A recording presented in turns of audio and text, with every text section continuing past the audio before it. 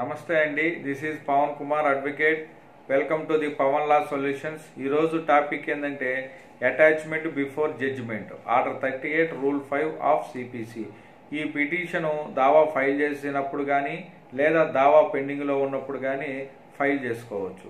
Plaintiff తన amount రాబట్టుకోవటానికి recovery of amount suit defendant మీద ఫైల్ చేసినప్పుడు లేదా డ్యామేజ్కి రికవరీ ఆఫ్ డ్యామేజ్కి ఫైల్ చేసినప్పుడు డిఫెండెంట్ తన ప్రాపర్టీని అమ్ముతున్నాడని తెలిసినట్లయితే ఆ ప్రాపర్టీని అమ్మకుండా చేయటానికి order 38 rule 5 of CPC petition file చేస్తూ థర్డ్ పార్టీ అఫిడవిట్లు ఫైల్ చేసి కోర్టుని సాటిస్ఫై కనుక చేసినట్లయితే కోర్టు వారు ఆర్డర్ 38 రూల్ 5 ఆఫ్ సిపిసి కింద ఆ ప్రాపర్టీని అమ్మకుండా ఉండటానికి మనకి ఆర్డర్ ఇస్తారు. కొన్ని సందర్భాల్లో కోర్టు వారు కండిషనల్ ఆర్డర్ ఇస్తారు.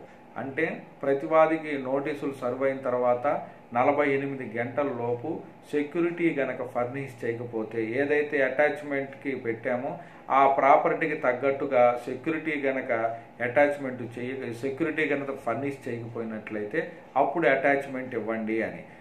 ఈ ప్రతివాది నోటీసు తీసుకొని 48 గంటల లోపు సెక్యూరిటీ కనుక ఫర్నిష్ చేయకపోయినట్లయితే అప్పుడు ఆర్డర్ 38 రూల్ 5 ఆఫ్ సిపిసి కింద ప్రాపర్టీని అటాచ్మెంట్ చేస్తారు.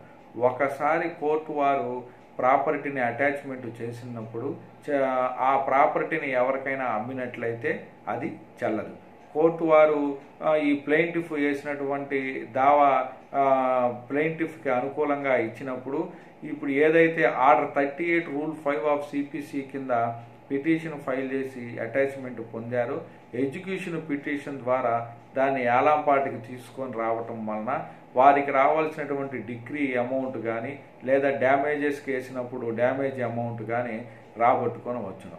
Order 38 rule 5 of CPC petition యొక్క ప్రయోజనము ఏంటంటే డిఫెండెంట్ అతని ప్రాపర్టీని until the disposal of the suit వరకు అమ్ముకోలేడు. ఒకవేళ అమ్మినా కానీ ఆ అమ్మకము చెల్లదు. అట్లానే మల్టిపుల్ ప్రొసీడింగ్స్ రాకుండా చేసుకోగలుగుతాం. ఈ వీడియో కనుక నచ్చినట్లయితే లైక్ చేసి సబ్స్క్రైబ్ చేయండి. నమస్తే.